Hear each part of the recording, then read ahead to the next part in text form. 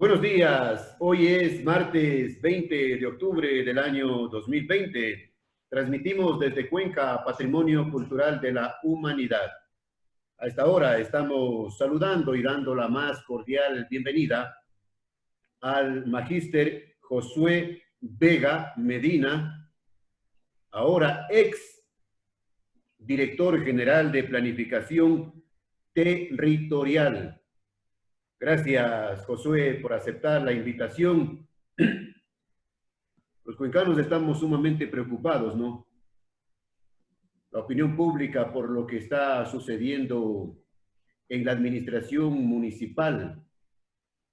Se dice que lo cortés no quita lo valiente, y cuando un profesional pone los puntos sobre las IES pensando en el bienestar colectivo y no en intereses de grupo, individuales, ¿a qué se debe o cuáles son los motivos fundamentales que le obligaron a renunciar al cargo en el municipio de Cuenca? Buenos días y adelante. Buenos días, querido Jaime. Un cordial saludo a todos quienes nos miran, nos escuchan. Yo creo que hay un elemento fundamental, ¿no? La invitación que yo recibí fue algo que sin duda motivó mi voluntad de regresar al servicio público. Yo había decidido, y estoy en ello, ¿no? Ingresé en un doctorado de ordenamiento territorial. Dije, busquemos en la investigación, en la academia, mejores formas para servir. Pero claro, cuando la ciudad le llama a uno y se da la oportunidad como la que me realizó el ingeniero Pedro Palacios, aupado creo yo, cordial y real, honesto invitación de hacer las cosas bien, hacer las cosas transparentes, hacerlas para una ciudad con una planificación organizada que nos permita a todos, y ahí viene la palabra clave, ¿no? Que a todos se nos dé la oportunidad de desarrollarnos en los distintos ámbitos que tenemos expectativas como cuencanos, pero nunca esas expectativas, ¿no es cierto?, de los más de 600.000 cuencanos, puede ir una a destruir otras, ¿no? Ahí hay que buscar ese equilibrio y eso se vino construyendo. El alcalde recibió, creo yo, uno de los productos en su versión borrador más fuertes que nos pasamos construyendo durante la gestión, que fue el borrador del plan de uso y gestión de suelo y el plan de desarrollo y ordenamiento territorial. Se lo expusimos, recibimos felicitaciones por el trabajo hecho. Era un trabajo que además no solamente era de esta administración, sino recogía trabajo de profesionales como los invitados de ONU Habitat, usted recordará, en la administración anterior, expertos internacionales que sabían sobre estas temáticas, expertos nacionales, y un equipo que tiene la municipalidad entre profesionales de planta y contratados muy capaz. Además, una de las cosas, yo diría, sin duda, esta gestión no la llevamos como Josué Vega. Como director, mi labor era conducir un proceso de muchos profesionales y también solicitar, ¿no es cierto?, gestar ayudas específicas en temas puntuales, y así la Dirección de Riesgos, la Corporación de Aviación Civil, la Corpac de Cuenca, la Dirección General de Aviación Civil, nos ayudaron. Nadie mejor que esos expertos técnicos en sus diferentes experticias para decir los elementos puntuales que tenían que ser considerados y luego ponerlos en consideración de toda la ciudadanía para que el proceso madure, mejore. Obviamente era un borrador, por eso yo siempre lo llamé así, el borrador de agosto, para que se mejore. Esto tenía que tener evidentemente una evolución. La preocupación que ya nació en mí meses atrás fue cuando las cámaras, principalmente la Cámara de Construcción y el Colegio de Arquitectos, buscaron ir por algunos elementos puntuales. Luego de ello, y varias reuniones de trabajo que tuvimos, que siempre se les invitó a ver el bosque, no el árbol, ¿no es cierto? Porque estábamos construyendo una ciudad, no estábamos construyendo el proyecto de X persona o de X grupo. Finalmente, en los debates técnicos, creo que sus argumentos, y de una manera transparente lo deberé decir, ojalá eso se podría recuperar y evidenciar en un ámbito de un debate que fortalecería absolutamente todo, decidieron aislarse del proceso. ¿sí? Iniciamos un proceso en agosto muy fuerte, no solamente entre el 11 y el 25 con amplias mesas, porque eso no nos permitía profundizar, sino después de ello llegamos a tener un total de 42, 48 mesas de trabajo con la economía popular y solidaria, con los comerciantes, con los artesanos, con el sector industrial productivo, con la academia. Inclusive cuando el CAE y las cámaras de construcción decidieron aislarse del proceso, es decir, ya no querían entrar al debate, simplemente se negaron, ¿no? Se aislaron. Nosotros hicimos una invitación pública que la dirigida al Colegio de Arquitectos, a su presidente, para que invite al gremio, ¿no? Porque debemos recordar, yo también soy arquitecto, usted dirá, ¿por qué un arquitecto en contra de arquitectos? Y no es así. El CAE, la Cámara, representa o debería representar justamente a los constructores, a los arquitectos, a los profesionales, a la ingeniería civil, pero cuando eso se reduce, ¿no es cierto?, ya solamente a un grupo que, claro, no permite, es por eso que yo envié una carta abierta y la colgué en un espacio como era el chat de información del Colegio de Arquitectos, y así recuperamos inclusive muchos miembros del CAE profesionales se acercaron a estos espacios. Por eso tuvimos 3 talleres con ellos y así se mejoró, ¿no? Obviamente el documento no era perfecto, ni lo será, siempre tendrá un ámbito de mejora, pero ya esta primera posición, ¿no? En la cual fue separarse de ese proceso y luego eh, creo que mundialmente se conoce el trabajo que generan diferentes lobbies, ¿no? Cuando se está tratando los farmacéuticos, cuando se trata un tema de salud, están allí, cuando obviamente se está trabajando los intereses de la ciudad, hay diferentes lobbies, pero yo creo que eso tiene que tener un máximo vara, ¿no es cierto?, en la cual es un lobby real, un lobby honesto, en el que se buscan intereses sin desconocer al resto de ciudad. Entonces, cuando se empezó a hablar de que el trabajo participativo no valía, de que la participación era simplemente epitelial, ¿no es cierto?, muy superficial, dijo un representante de las cámaras en algún momento, yo dije, algo está pasando. Se quiere dar de baja un proceso en el cual, claro, se lo quiere desconocer en función de trabarnos. Y esto tiene historia, querido Jaime. No es el primer plan, ¿no es cierto?, que busca una actualización a aquello que se sancionó en 2003. La administración anterior llegó al primer debate del plan urbanístico y una vez más los quienes se opusieron fueron las cámaras.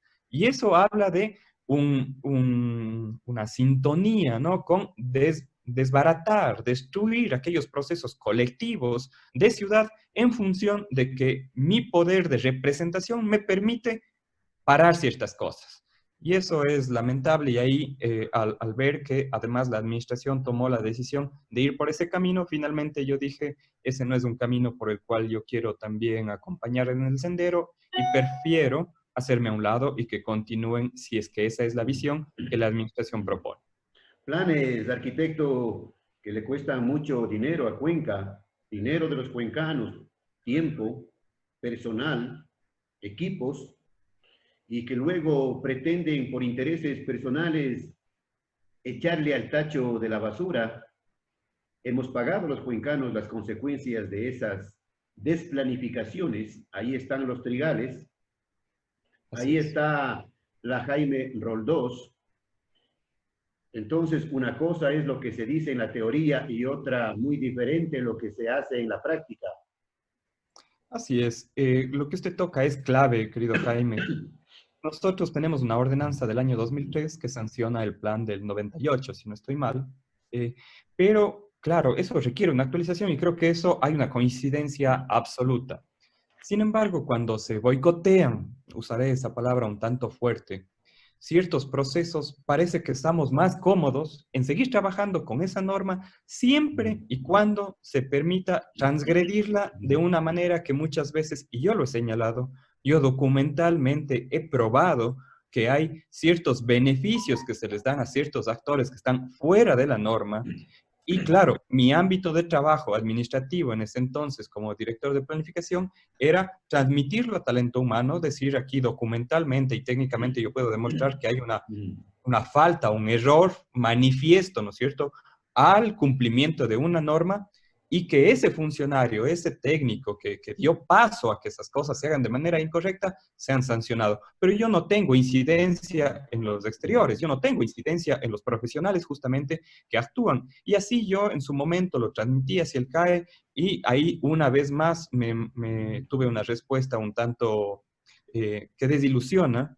La respuesta del presidente del Colegio de Arquitectos fue que vaya a la fiscalía. Es decir, no hay la intención de también hacer un saneamiento de un gremio que debería responder a los intereses colectivos, porque los mismos arquitectos, cuando yo señalé eso, en el chat dijeron, claro, así entendemos cómo algunos sí acceden a ciertos trabajos que a nosotros no se nos da porque debemos cumplir la norma. El que sí está posibilitado de no cumplir la norma y logra tipos de trabajos que no están para todos, claro que va a defender un proceso en que no se actualicen las cosas y sigamos trabajando en este lamentable, digamos, fango de no respeto a la norma y otras ayudas.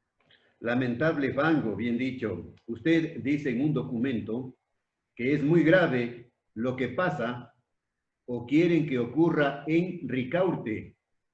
¿Qué están pretendiendo? Yo creo que Ricaurte es un reflejo de lo que en el fondo quienes entendemos la planificación como una cosa colectiva, queremos que ocurra, ¿no? Que la ciudadanía se apropie de sus procesos. Cuando el Consejo Cantonal, la administración dicta normas, reglas, a veces los ciudadanos sentimos que eso es muy lejano a nosotros, ¿no? Hasta que nos pase. En este caso, a Ricaurte, lo que inicialmente solicitaron quienes están interesados en que estos procesos se den, es que administrativamente eso se autorice y la norma no nos permite aquello. ¿Sí? Sin embargo, había una cierta rutina, costumbre de que así actúen las cosas, pero ahí yo debo decir, el alcalde... Al margen de la ley. Así es. Pero el alcalde de Palacios fue muy, digamos, riguroso, yo creo que comprometido en ello y dijo, a ver, y yo apoyo a mis equipos técnicos, ellos dicen que la norma es tal, eso se debe cumplir, por lo tanto, esto logró escalar a quien tome la decisión sea el ente competente para ello, que es el Consejo Cantonal. Pero aún así, para mí fue sorpresivo, ya que mi salida se produjo el 4 de octubre, yo solicité que sea el primero en una carta que envié el 29 de septiembre, pero finalmente se dio el 4, y a la semana siguiente ya estaban en discusión en el Consejo Cantonal de que esto se permita, utilizando algunos mecanismos legales que no eran los correctos, que en su momento yo lo dije. Es verdad que hay un informe técnico de la Dirección de Planificación que dice ese es el camino por la serie de presiones y demostraciones de algún tipo, ¿no es cierto?, que decían que sí era un camino viable. Yo señalé enfáticamente que el Consejo Cantonal de manera unánime, el 6 de enero, se manifestó que eso no era procedente en una exposición clara del doctor Alfredo Aguilar y que eso se iba a caer en el Consejo. ¿Sí? Yo advertí aquello. Sin embargo, las insistencias, y usted comprenderá que más allá de uno como director, ¿no es cierto?, recibe presiones, insistencias, y a pesar de las alertas levantadas por mí, se manifestó que ese era el camino. Dije, de acuerdo, que continúe, pero eso se va a caer en el Consejo. Y de alguna manera para mí también eso era una demostración que una vez más hay un Consejo Cantonal que sí está respetando la norma y iba a trabajar en ello.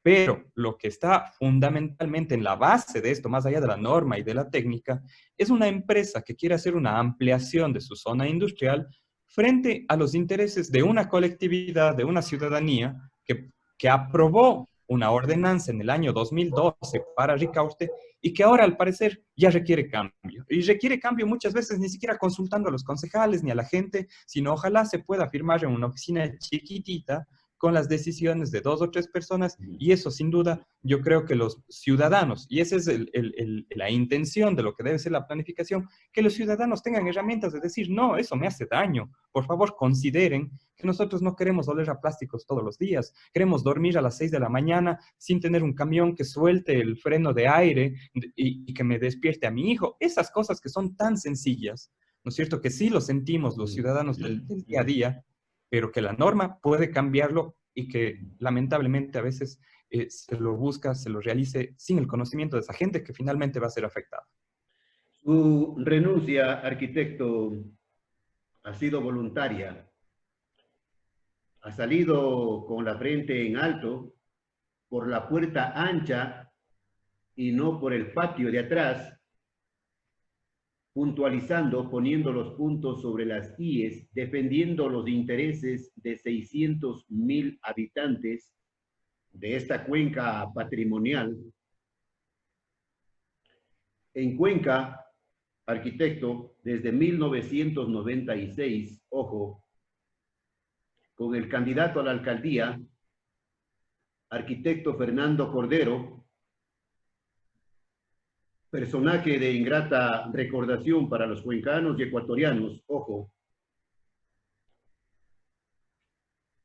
se afirma que Cuenca, más allá del centro histórico, es una ciudad desordenada, sin planificación, ofreciendo la planificación de Cuenca en caso de ser elegido, promesas, 8 años en la alcaldía. Asimismo, 8 años en la alcaldía Marcelo Cabrera. Luego, Paul Granda.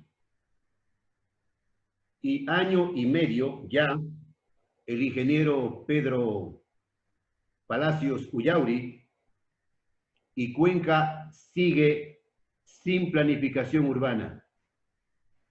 Así es, eso querido Jaime, yo creo que más allá de las personas, ¿no? Que yo de alguna manera he podido ver un tanto de cerca la dificultad de la gestión, de esa máxima autoridad que conduce el cantón, creo que hay intereses externos e internos, ¿no es cierto?, que superan quizás muchas veces esos ofrecimientos, esa actitud, esa voluntad decidida de una mejor ciudad y que lamentablemente terminan ganando una batalla, pero y le debo decir, a raíz de mi salida y claro, procesos anteriores en los cuales yo ya venía diciendo estas cosas que para muchas personas son incómodas de escucharlo, muchas personas me dijeron, sí, es así.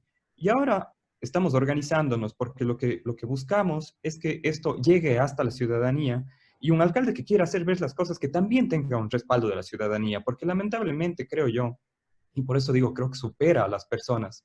Cuando hay estos intereses, ¿no? Las presiones se dan de tal tipo que le hacen ver al tomador de decisión como que si no toma esas decisiones, todo se caotiza, ¿sí? Y le muestran una película en la cual, claro, la acción de protección que los ciudadanos de Ricaurte impusieron fue porque se les estaba negando el acceder a la silla vacía. Entonces, cuando yo no tengo un espacio para decir lo que opino, lo que pienso, y además soy el directamente afectado, ¿no es cierto? Y solamente hay parlante, hay eco para aquel interés que busca, en este caso, desarmar el plan o busca tener un interés de una expansión, etcétera, que puede tener una motivación correcta, pero las formas son las incorrectas. Si yo anulo la discusión, y esa es una de mis críticas principales en la carta pública que envía a los tomadores de decisión, yo no puedo anular el debate, el conflicto, solamente porque pienso que así se arreglan las cosas.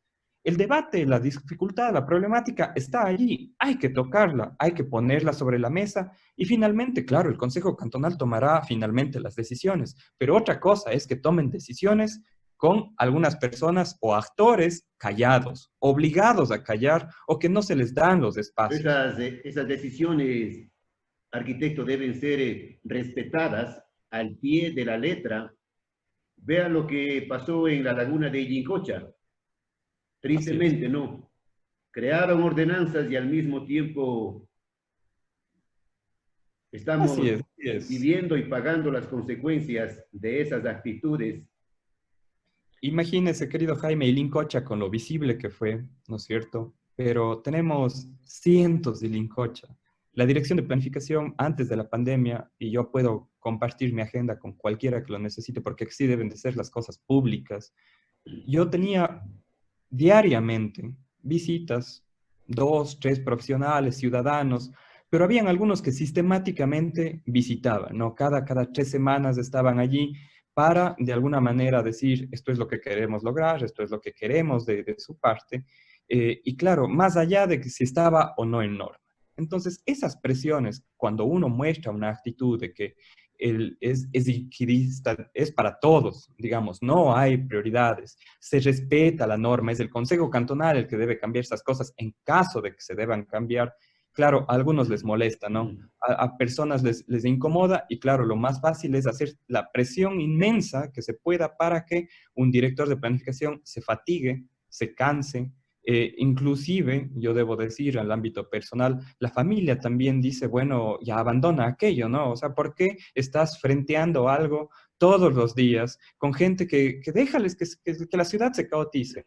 Pero uno no piensa así, entonces, digamos, no es el camino y siempre y cuando, claro, haya un respaldo de la autoridad, en este caso el alcalde, que le dio a uno la oportunidad, cuando eso, y eso es lo que para mí pasó, cuando yo ya no sentí ese respaldo, pues hice una lucha más de que el plan se socialice tanto, que sea la ciudadanía la que conozca, que no se pueda decir que no se ha socializado, que es mentira, porque la gente sepa, que los concejales conozcan. Y así yo finalmente hice una carta en la cual en un oficio quería invitar ya a los concejales a la discusión, que esta tenía que ser aprobada por el presidente de la Comisión de Urbanismo, y no recibí respuesta. Entonces, claro, los concejales dicen, pero ¿por qué no nos exponen? Porque de alguna u otra forma no se me permitió que eso llegue a ese nivel. ¿Y por qué no se me permitió? Porque era más fácil dejar que las cámaras, que sectores interesados sigan repitiendo un discurso falso en el cual además se me dijo, no puedes salir a rebatir aquello, quedas negado de aquello. Y las cámaras y el Colegio de Arquitectos en los espacios que ellos realizaban ya no me permitían ingresar, ¿sí? Yo, lo que pidieron es una especie de que vaya el técnico y el técnico valide, ¿no? Un técnico que uno como director a veces es difícil hacer cuestionamientos, ¿no? Porque uno sabe que se expone, pero para un técnico mucho más. Se convirtió Al- se convirtió en el cuco. Así es, Claro. así es. Se habla que Cuenca ha crecido horizontalmente, arquitecto. Usted conoce como profesional de la arquitectura y que ahora debe crecer verticalmente con grandes edificios de varios pisos. Se autorizó construir el edificio del Banco del Pichincha, ahí está, en la esquina sur de la avenida Fray Vicente Solano y 12 de abril. Después se descubrió que tapó la visibilidad del paisaje cuando ya era tarde. Lo mismo sucedió con la construcción de un edificio en Cristo Rey. Usted debe conocer también perfectamente bien, igual, Así es. las presiones, ¿no? Los intereses particulares, los diezmos seguramente. Se construyeron edificios en el sector del Oro Verde, igual, no sé si serán antisísmicos. Se han construido grandes edificios también al margen de las ordenanzas. Así es. Y ahí debo decir que, a ver, el argumento muchas veces es un tanto torturado, diría yo, ¿no? Para sacar algunos elementos que son de interés y se anulan otros que sí hacen que se vea la película completa. Nosotros, como dirección de planificación, por supuesto que estamos a favor de la densificación, por supuesto. Pero ahí vienen las cosas importantes. No es densificación, y eso es el último, ¿no? No se trata de hacinar, no se trata de crecer en absoluto desmérito de las necesidades que van a tener estas personas y por eso la densidad tiene que ser diferente, ¿no? Hay zonas de la ciudad, sin duda, que pueden tener una densidad mucho mayor. Esperamos que eso ocurra, sin duda. Eso es lo lógico. Pero hay otras zonas que no. Entonces, usted comprenderá, querido Jaime, solo una cosa para explicar quizás este argumento. Hay zonas de la ciudad, por ejemplo, de periferia, ¿no es cierto? Donde no tenemos servicios básicos, donde la gente ve agua potable 2 horas al día, donde salir y dirigirse a su trabajo o a sus estudios les toma 40, 50 minutos, ni siquiera hay una línea de tránsito urbano destinada para ello. Y esos son los espacios en donde quieren densidad. ¿Por qué? Porque son terrenos que los compraron algunos interesados, ¿no es cierto?, a un precio de un suelo rural y que si yo les doy las características de alta densidad, puedo vender muchas casas, eso se compra, yo tengo esa economía, pero el problema de que esa gente se traslade ya no es mío. Eso es de la ciudad. Y además, un suelo que este momento tiene una característica rural, que tiene quizás 2 viviendas por hectárea, quizás un poco más, 10, 15 viviendas por hectárea. El rato que yo le doy muchas más, ese suelo por metro cuadrado ya no cuesta lo que costaba antes, querido Jaime. Esos son los intereses que están detrás de las decisiones de planificación. Cuando se dice una zona tiene 8 pisos y no tiene 6, por supuesto que ese suelo se hace más caro. Cuando tiene 4, muchos expertos, y ahí ONU Habitat nos acompañó, nos dijo, toda la ciudad de Cuenca, si tuviera 4 pisos en la zona que ya tienen, sería más que suficiente, sobrara viviendas. El problema es que queremos que haya zonas exclusivas, ¿no es cierto?, en donde ya entran otros tipos de problemas, alturas infinitas, en donde, debo decir, eso la Dirección de Planificación lo trabajó, pero no podíamos ser irresponsables, eso lo trabajamos con la Corporación de Aviación Civil, con la CORPAC, con la Dirección de Aviación Civil del Ecuador. Hay algunos, lamentablemente, asesores, gente que tiene poder, que llegó a decir a qué técnico hay que votarle para que quite esa seguridad técnica que a nosotros nos garantiza que las condiciones del aeropuerto sean las óptimas y el día de mañana no se nos quite una identificación de calidad, de garantía, de seguridad. ¿A qué? ¿En demérito de que se pueda hacer un edificio de 20 pisos de X persona en algún sector de la ciudad? Y eso no es justo. Hay dos preguntas de arquitecto que están haciendo los ciudadanos. Ya para concluir, la una dice, la urbanización de Cuenca no debe continuar hacia el occidente, a fin de que no se afecte al área secundaria o de protección de El Cajas. ¿Cuál es su comentario? Absolutamente, Jaime, ahí hemos hecho un proceso serio. La mayor cantidad de trabajo y de difícil, y esta era la atención que les pedíamos porque esperábamos del Colegio de Arquitectos y las cámaras también un proceso crítico constructivo, eso no ha sido mirado, no ha interesado.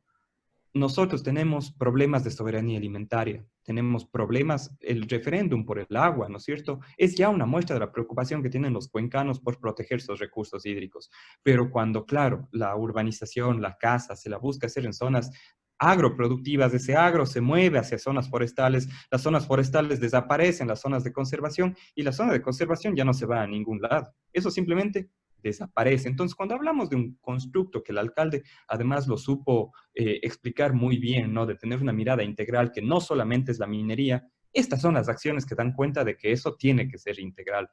Yo, Jaime, uno de mis últimos días, cuando tuve noticias, me enteré de esto, yo inmediatamente puse una carta a la Dirección de Gestión Ambiental y lo copié a la Comisión de Ambiente presidida por el concejal Zamora, porque una zona de conservación de la ciudad de Cuenca, de la parroquia, en este caso San Joaquín, propiedad del Cuenca Tenis y Golf Club, se dilapidaron 2,5 hectáreas de bosque y se hicieron movimientos de tierra que no tienen permisos. Y mi asombro fue porque esto había pasado durante un año y nadie decía nada. Cuando yo me enteré, yo lo puse por escrito. Pero esas son las cosas que a uno le dicen, el discurso es solvente en las acciones también. No solamente se trata de una consulta popular, que creo que todos los cuencanos en su mayoría la vamos a apoyar, pero cuando ya son acciones, ¿no es cierto?, de planificación, que el día a día, si fuera a Josué Vega, le aseguro que o a Jaime Cedillo le hubiera caído una multa muy fuerte. El día de mañana hubiéramos tenido que salir a pedir disculpas. Pero cuando son a otros intereses de la ciudad y se dan presiones de diferentes tipos, Cuando son resulta que intereses no pasa nada. cuando son intereses poderosos, la cosa cambia, ¿no? Así es. Preguntan, ya para terminar, ¿y qué pasa con la tan cacareada planificación territorial de Cuenca, con calles de ciclovías independientes, ahora que debe afrontarse de urgencia el cambio climático y el calentamiento global?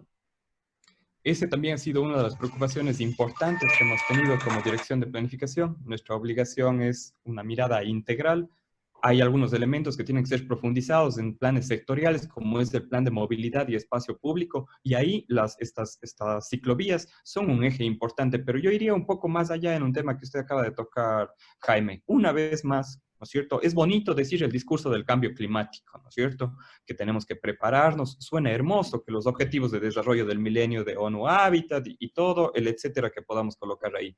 Pero cuando hay que tomar decisiones, por ejemplo, uno de los insumos que nos dio la cooperación alemana, GIZ, fue un trabajo de insumos que ayuden a que el plan de desarrollo y ordenamiento territorial y de uso y gestión de suelo esté más preparado para estas super lluvias que últimamente tenemos, ¿no? Y ahí se propusieron cosas como al menos dejar una parte del suelo privado como permeable, que siga siendo privado, pero que el agua pueda caer ahí e irse al subterráneo.